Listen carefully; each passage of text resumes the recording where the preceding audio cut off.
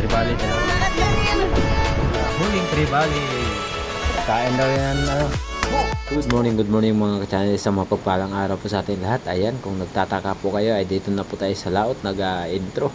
Dahil napakaaga pa po nating umalis kanina sa isla ng Kanipo. Kaya ang rota natin sa araw na to ay sa Nangalaw area pa rin, kung saan madalas tayo nakakita ng kawan ng tanigi. At yan, nandito na tayo.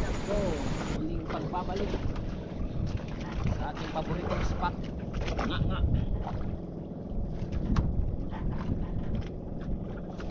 Parang may kakaiba dahil parang walang agos mga ka-channel.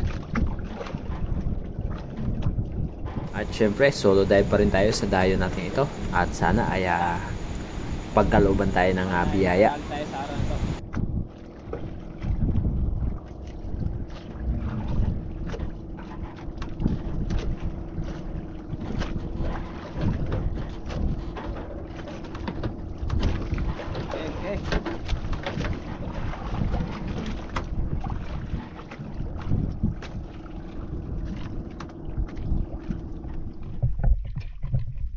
Ready. Sana ay pagkalooban tayo sa pagkakataong ito. Medyo wala pa namang bait fish. Let's go. Pagkatapos nating makapag-prepare mga ka-channel ay bumaba na tayo. At dito sa bahagyang mababaw, napakalinaw ng dagat. Yun nga lang ay walang agos.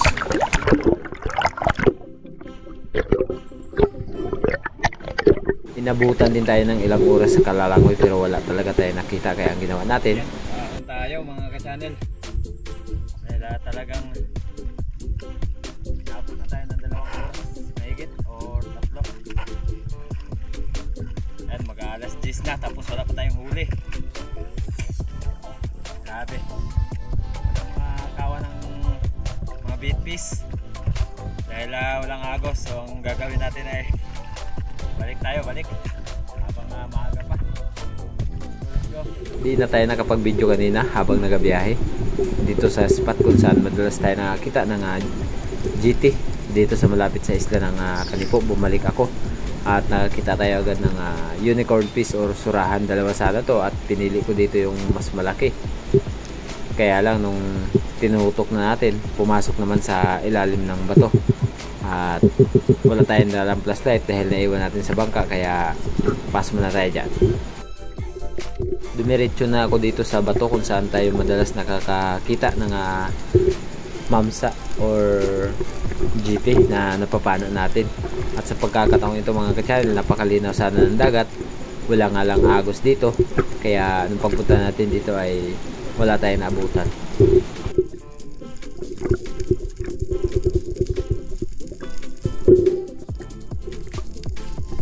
May isang labian or lifty na umaligi dito sa may unahan or sa gilid ng bato.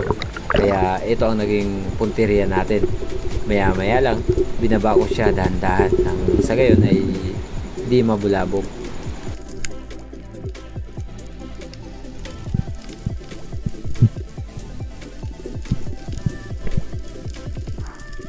Dahan-dahan na lumalangoy yung labian na nakita natin. At nung tirahin natin ay di naman tayo nabigo. Boom, sa pool. Ito ang naging unang isda natin sa araw nito mga ka-channel. Malayo man ang pinanggalingan, nakaulam din.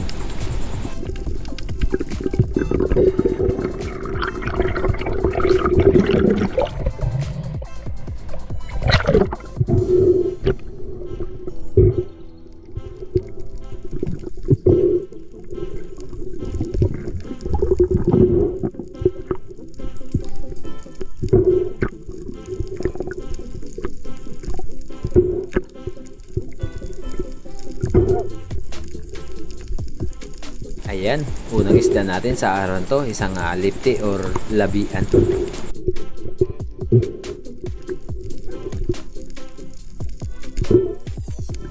Tinuhog ko muna dito sa lubid natin yung labian na napana natin mga ka-channel, dahil pagkatapos kong tuhog yung labian ay may isang long nose emperor na nagpakita sa atin dito sa unahan.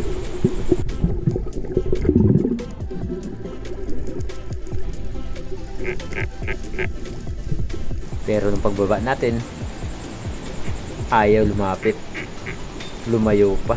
Sayang, malaki na sana yung long nose emperor na ito.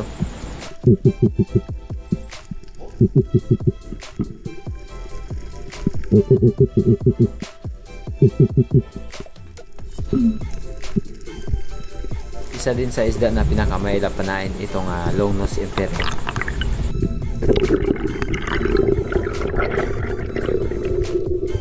Nung napansin ko na bumalik itong long nose emperor ay binaba ko agad, pero nung pagbaba natin ay ayun, sumirit pa rin.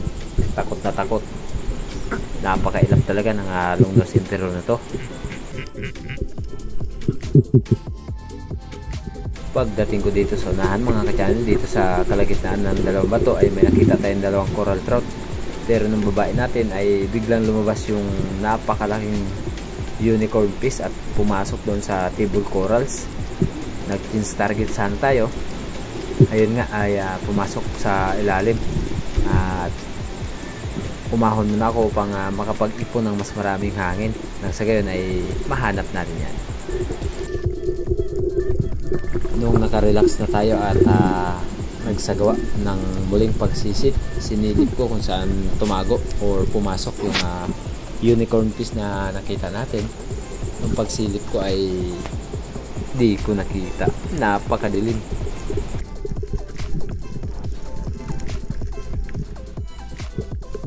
At medyo mahirap pa yung bato na kanyang pinasukan dito. Kung sakaling makita man natin, di natin matihira.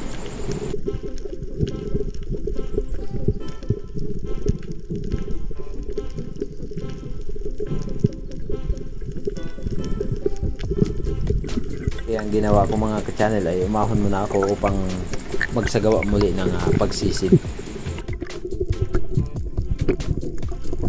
Nung nakapagpahinga na tayo ng matagal ay inikot ko dito sa kabilang side, dahil mas maganda dito silipin, at kung makikita man natin ay di tayo mahirapan na tirahin.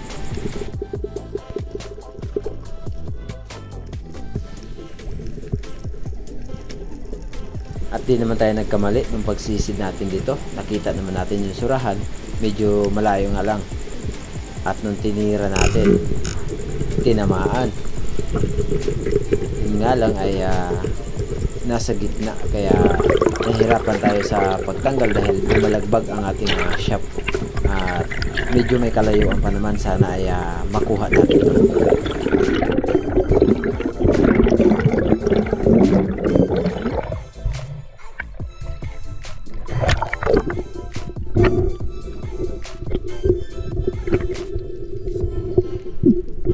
Muli natin binalikan mga ka-channel yung surahan na napana natin. At sa pagkakataon ito ay tinignan ko dito sa kabilang side kung kayang dukutin. Buti na lang nakita natin yung shop, kaya dito tayo nagsagawa ng pagsisid at dinukot ko. Medyo nakabalagbag talaga at nakaharang, sumabit yung ating shop. Kinailangan natin na tanggalin ng sa gayon maging successful ang ating pagkuha. At ayun nga, nakalimutan ko nga pala na i-play yung GoPro nung pag-dive natin, na ni-recover natin yung napana nating surahan. At nang sa gayon ay di naman tayo nabigo nung pag-recover natin, dahil nakuha din naman natin yung surahan na napana.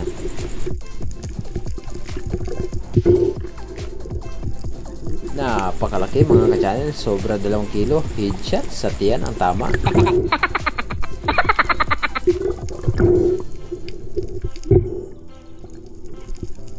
Dahil wala naman mga tax collector ngayon dito, ay tinuhog ko pa rin ito dito sa ating buya. Sakto lang mga ka-channel, pagdating ko dito ay yung nakita nating surahan na unang nating nakita bago tayo pumunta doon sa bahayan ng Mamsa ay muling nagpakita. may mga kasama na. Pero nung babae natin ay pumasok ng biglaan doon sa ilalim ng bato. Ayan.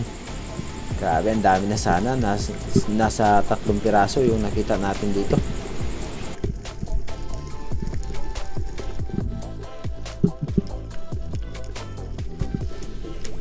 Pero nabigo tayo nung pagbaba natin dahil nagsipasukan. Nakalipas ang ilang mga minuto mga ka-channel ay nagsilabasan muli yung unicorn fish o surahan na nakita natin. At dahan-dahan akong bumaba upang tirahin itong isa dahil napakalaki na. At di tayo nabigo ng tirahin natin. Boom, stone shot, pati bato damay.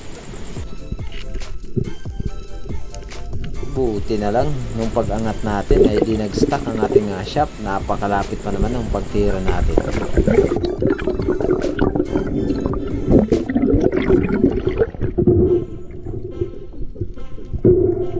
Siyempre mga ka-channel, shout out kay Kuya Larry Santi, kay Sir Terso Manulat Laurio ng Team Noranda ng Canada, kay Strawberry Sweet, kay ate at kay Miss Jen of Utah. At lalong-lalo na po kay Bay Binji at kanyang may bahay na si Ma'am Benki. Ingat po kayo palagi and God bless po.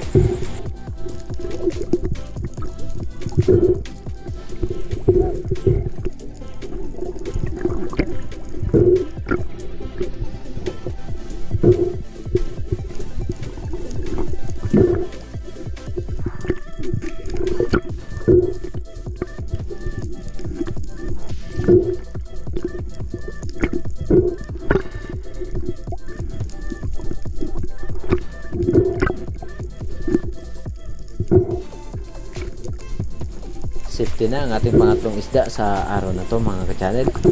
At pagkatapos kong matuhog yung isda na ito ay muli tayo nagsagawa ng pagsisi dahil may mga kasama pa na surahan lumalabas kung saan natin napana kanina.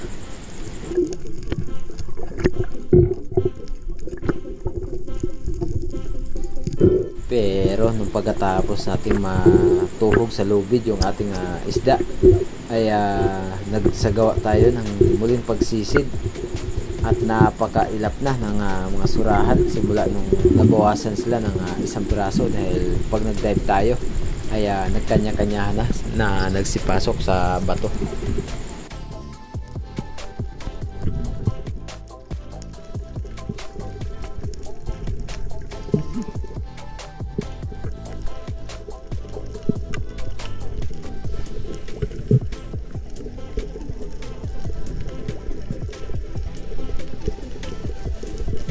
Kaya nung pag-ahon natin ay nag-decide na ako na bumalik na sa bangka dahil napapagod na rin tayo.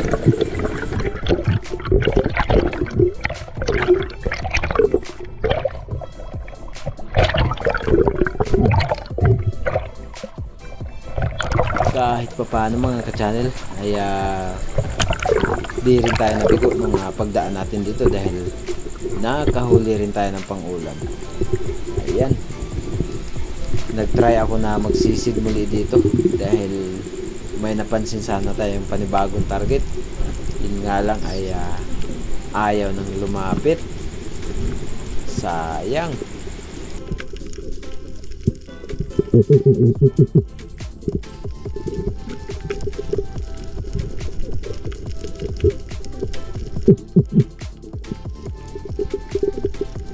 Kaya nung pag-ahon ko ay diretso na sa bangka mga ka-channel.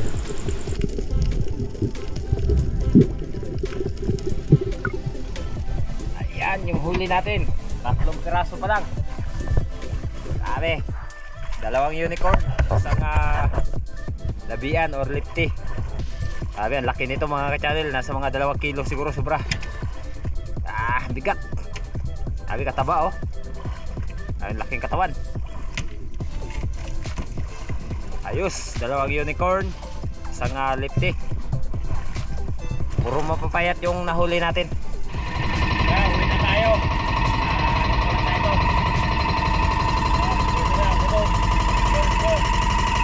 Ay, nakakadalawang surahan at isang lifty. Alright. Yan, nakadunggo na tayo. Dito tayo sa tabi. Tungguan na natin. Ah. Ay, yung isda natin. Kaya? Idit ko kabaluan eh.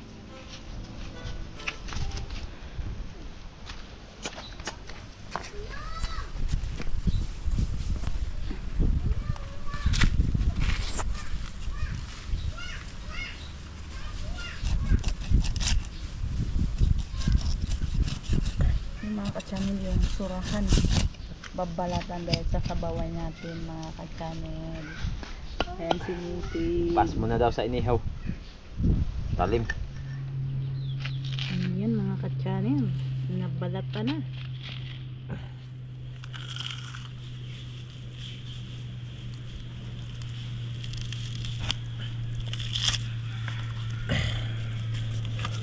Ay, pa doon.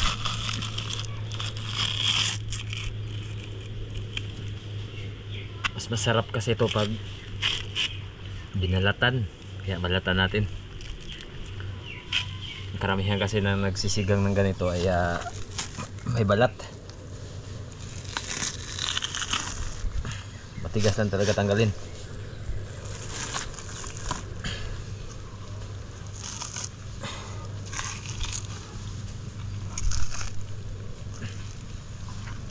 Ganito ang paraan kung paano magkaliskis ng surahan.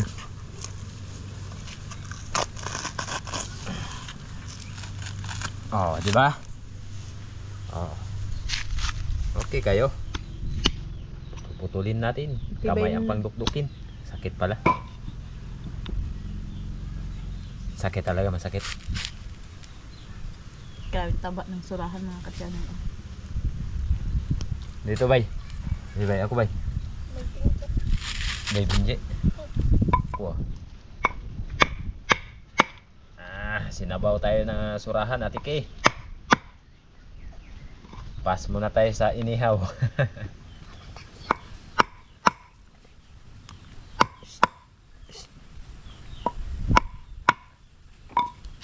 Okay kayo. Ng hiwa. Pangalawang hiwa.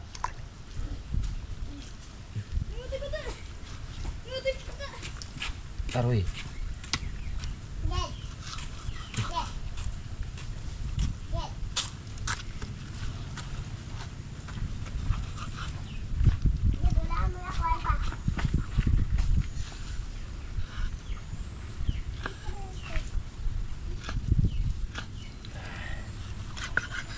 Hiwa-hiwa ng surahan. Taba ng surahan. Parang karne. Parang karne baboy. Ang taba. Yan yung mga bituka oh. Nilinisan dahil masarap yan. Ihalo sa sinabaw. Kataba yan. Para makita. Ito yung plat kaya makita. Yan mga ka-channel. Mag-ano na tayo ng kamatis. Dahil magsisigang tayo. Sisigang tayo ng surahan.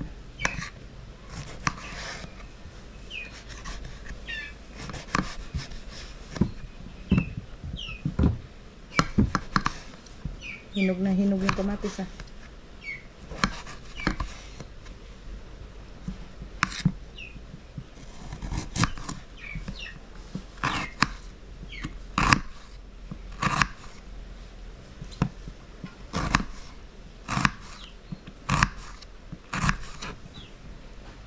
CD siyempre para makanghang.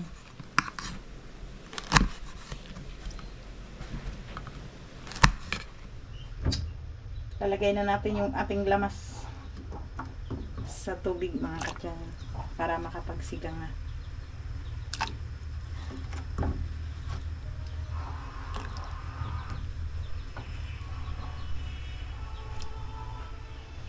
Ayan mga ka-channel, kumukulo na yung tubig.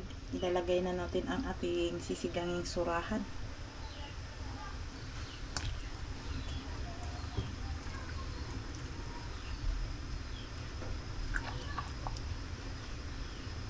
Maliit kasi yung ating kaldero, mukhang hindi magkasya.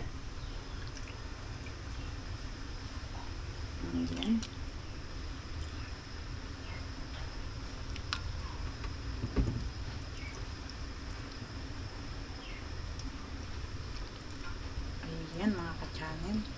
Umapaw na. Ayan mga ka-channel, yung aming ulam na surahan. Kain na. Anong masasabi mo? Lami kayo. Lamig kayo.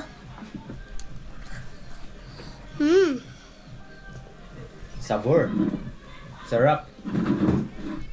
Ayan mga ka-channel, yung ating sinabaw na surahan. Titimplahan natin ng pampaasim, konti lang.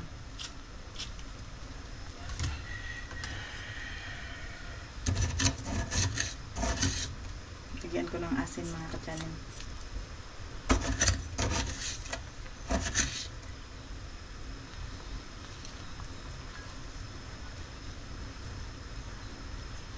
Titikman natin.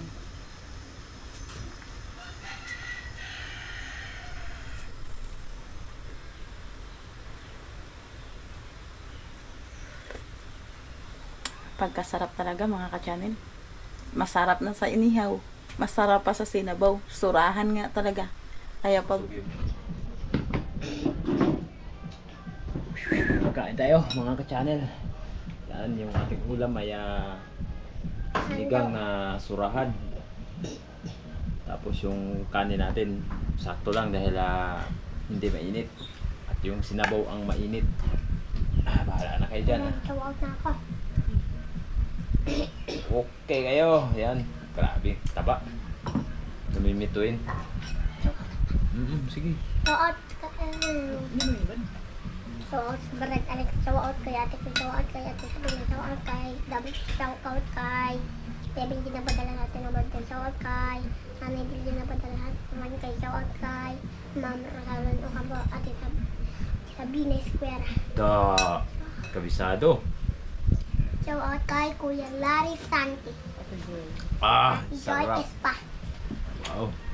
Kain tayo mga ka-channel. Lami kayo. kain mga ka-channel, samahan nyo kami kumain ngayong hapon.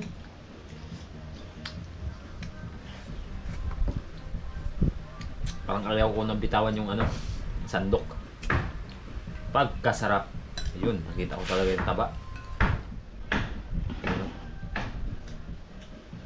Ay, nako. Kain po, kain.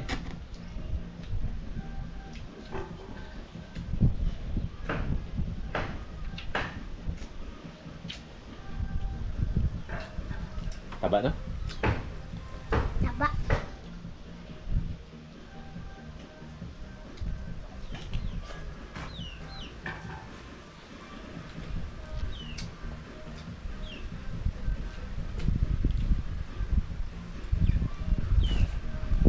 Kain. Kain, baka.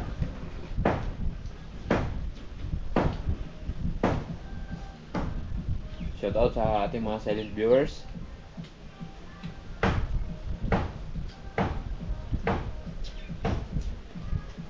Mga kababayan natin yung OFW. Taba. Tawag kay Beswit. Laksan. Tawag kay ito Beswit. Pa.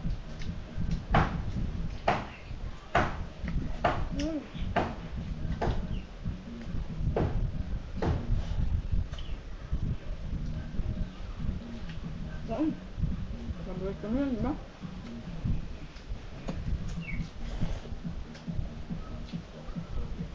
Hindi lang pala sa inihaw si Boy Surahan mahilig. Pati rin sa sinabaw. No? Pa. Sarap kasi pag sinabaw.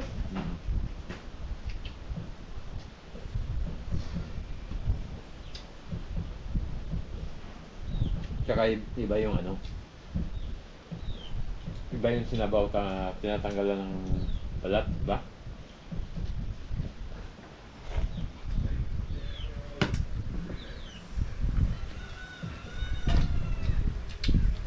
Sabi tabaw.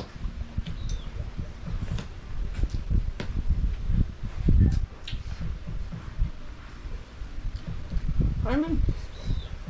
Grabe, parang taba, parang baboy. Pagkasarap.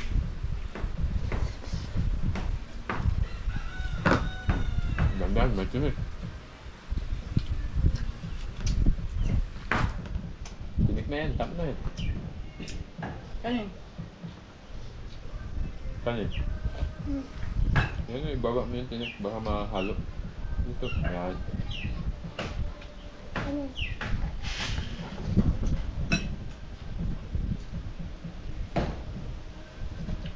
Sabaw. Masabaw ka.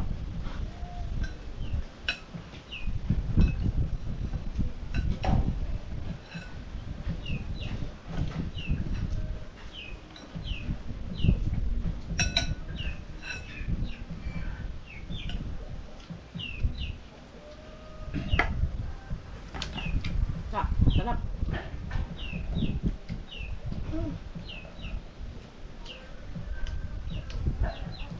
Ayun, no?